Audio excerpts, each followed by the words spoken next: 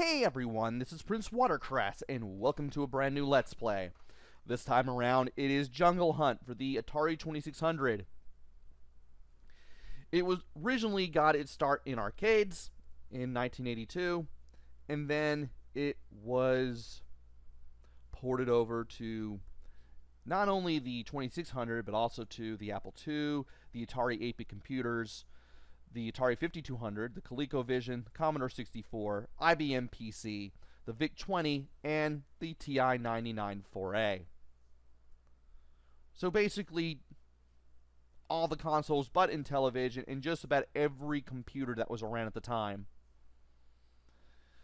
The game was originally released as Jungle King, but due to a copyright infringement lawsuit from the estate of Edgar Rice Burroughs, the creator of Tarzan, it was changed into Jungle Hunt. The main protagonist, who looked a lot like Tarzan, was replaced with a European explorer in a pith helmet and a safari outfit. There was also a third version that was released called Pirate Pete, where the first level takes place in a pirate ship instead of a jungle, and the vines are ropes.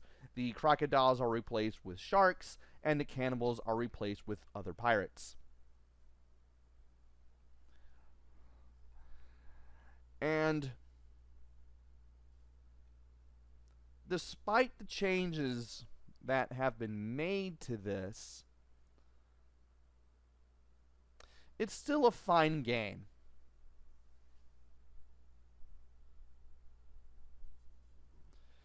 And there are a few game variations. I'm just going to play the first one. The very first one.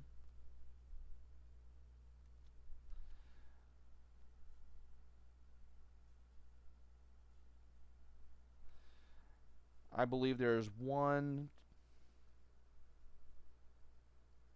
Yeah, there's just the...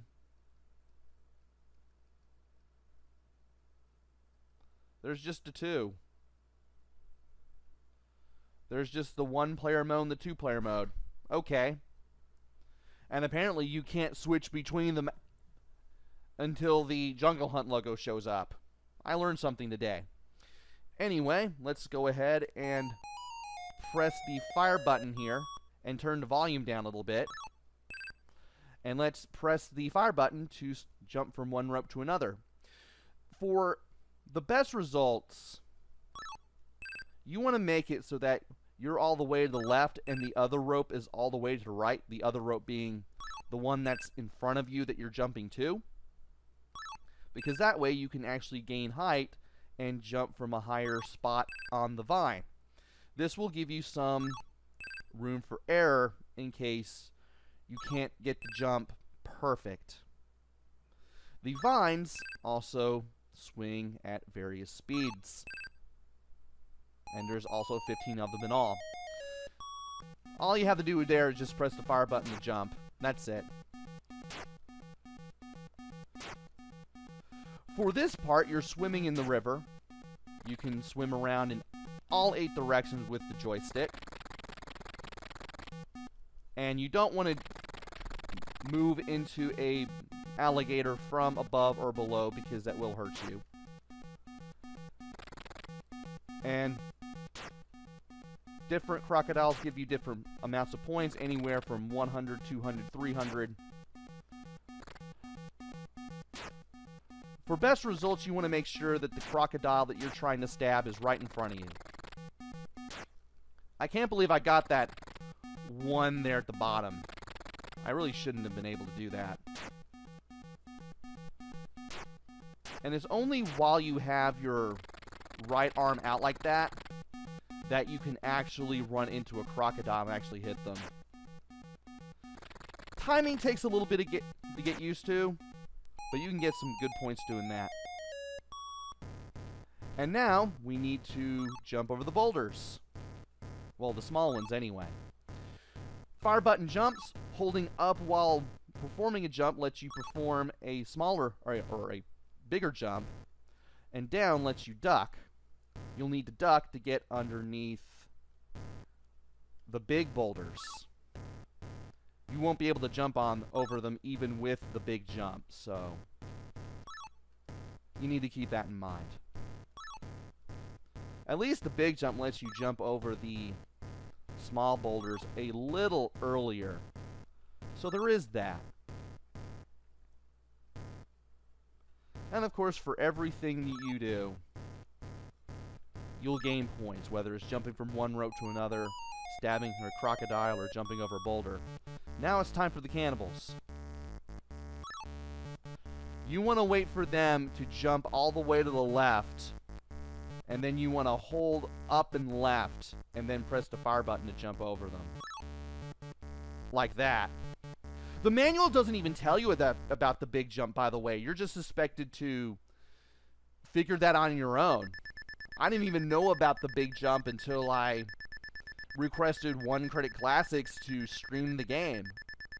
And after doing a little bit of a practice run to see if my controller was working and everything was working as it should have, I did find out that there really is a bigger jump by holding up and pressing the fire button. For every time you jump over a cannibal, you want to keep holding left so that way you can get to the next part. You have to jump over 2 cannibals in all, and after the second cannibal, you have to keep holding left to go over to the girl on the other side. The girl on the other side was obviously supposed to be Jane in Jungle King, but it's someone else in Jungle Hunt. Matter of fact, if I can get the time to show off who it is, I can explain who it is. And apparently I can't look at the manual and look at this at the same time. Penelope. That's her name. Lady Penelope. Of course, it'd be some name like that they'd give the girl. And that was awful. Really can't stab these crocodiles now. Oh, and while you're swimming, you do have a oxygen meter all the way to the right. And if that runs out, you drown and you lose a life. Just swim all the way up as high as you can to the surface of the water, and you'll refill your diving meter, which is also the oxygen meter. Anyway, at the top, besides the parallax scrolling, you have your current amount of lives at the top left, your current score at the center, and the amount of bonus points you have left, which kind of acts as a timer at the top right. Can't believe it took me that long to explain the HUD, but here we are. And things get a lot faster, and hey, I actually did it. I jumped over the big boulder. You can go further to the left while you're doing this, but it'll make you move faster, and that's especially true during the second loop. I got a little bit of time, so I might as well go ahead and try this again, and this time play through it without explaining stuff all at the same time.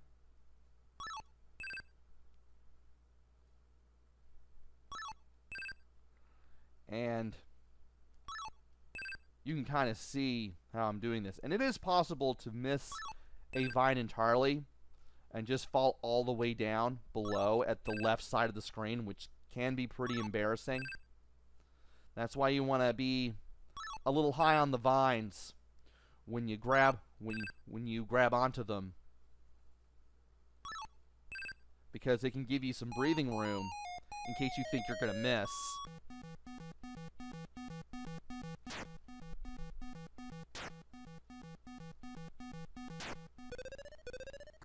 Thankfully, the game gives you a sound to remind you that you are low on oxygen, and that will tell you to go all the way up to the surface, which is as far up as you can go in the second section, to refill your oxygen. Finally, catch your breath at the surface.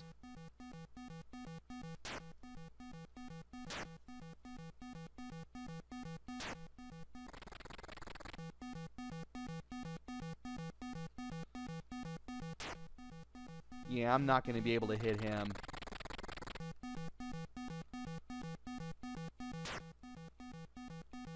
And while it is easy to get used to the movement patterns of the crocodiles, as you can see, it's still hard. It can still be a little hard to do. And you kind of have to position yourself a little carefully.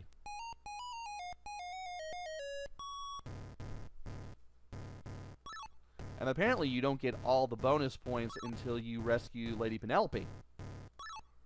I'm just now noticing.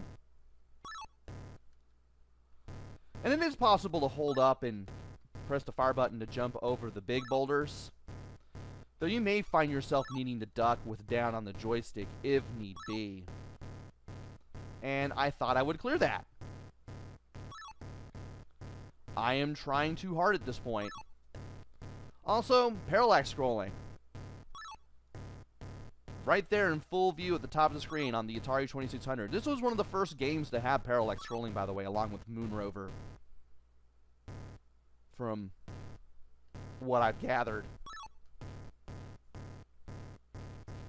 And it looks really good here. Looks really, really good here.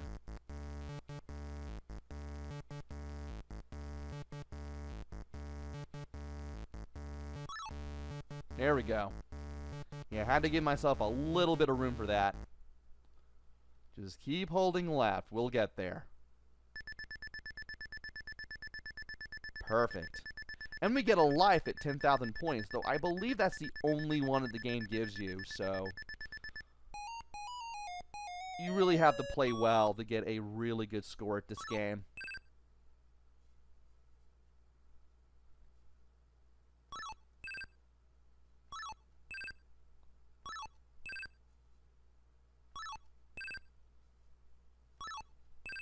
And I'm kind of low on the rope at this point. Really need to be careful.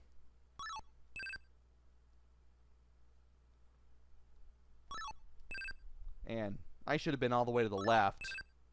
But we still made it. We still got there in time.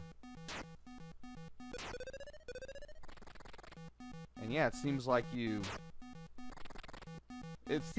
run out of air sooner. Some of these crocodiles go up and down more than others. There we go. And I was too high above the crocodile. Stuff like that makes all the difference with this section. And I'm just going to go down here. Alright. And yeah, at this point during the second loop, you definitely go faster the further you go towards the center of the screen, which is as far as you can go while moving left.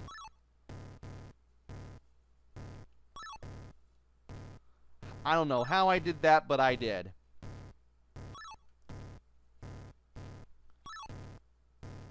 Those big boulders can be bad news if you don't know how to jump over them. And I feel like I'm lucking out here.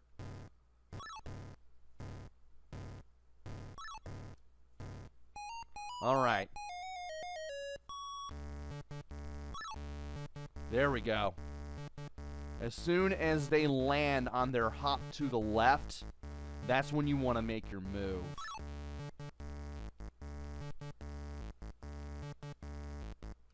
And got past the cannibals just like that.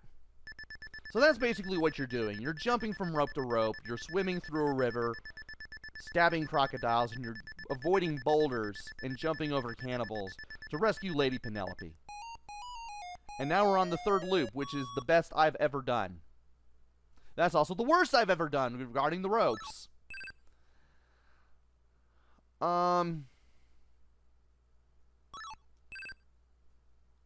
At least you get 5,000 bonus points to work with on the timer each time, so there's that.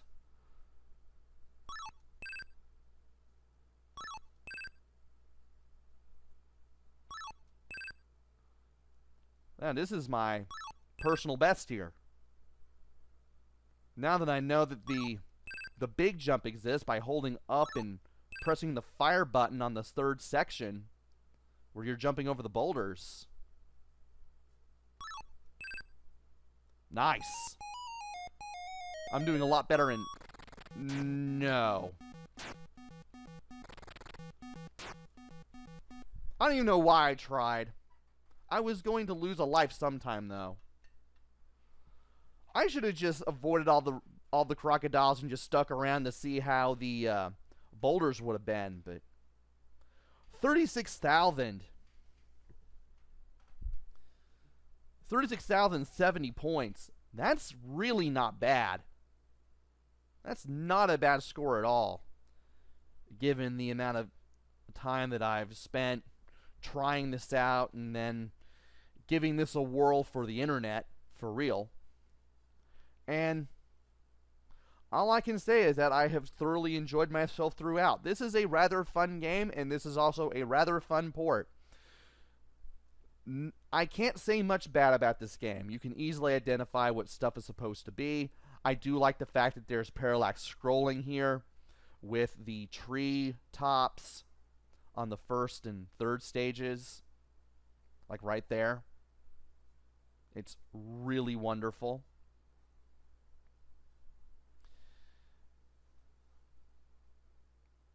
Sound and music, well, there's not any music, well, other than the little musical ditty that you get when you start a game or complete a section. But the sound is pretty arcadey. Oh, and there is the music with the cannibals. Yeah, that'll kind of put you on edge unless you know what to do.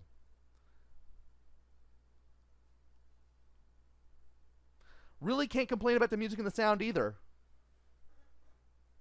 Really feels like you're playing a arcade game at home, even if the Atari 2600 and the arcade version are worlds apart in terms of graphics and sound. As for the gameplay and play control, didn't have much of a problem with it.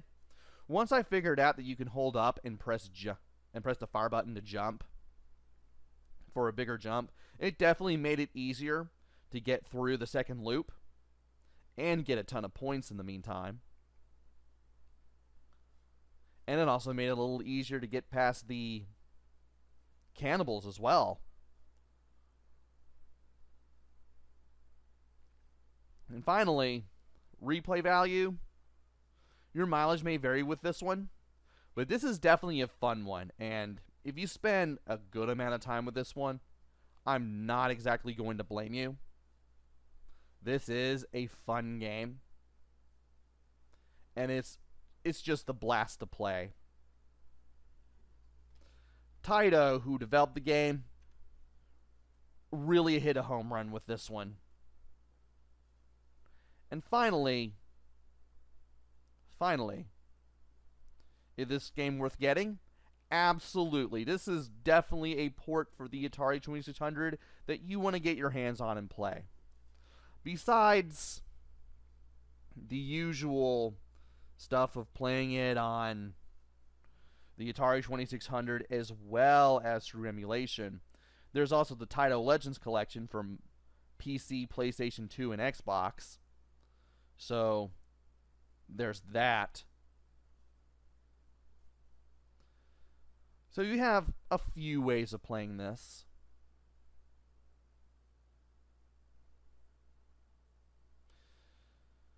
Anyway, before I go through 3 seconds of not talking any more times, this has been Let's Play Jungle Hunt for the Atari 2600. Hopefully I will be back with another game. Maybe it'll be good, maybe it'll be bad, maybe it'll be somewhere in between. Who knows? Until then, this is PrinceWatercress. Take care. Stay safe. Thanks for watching, and see y'all later!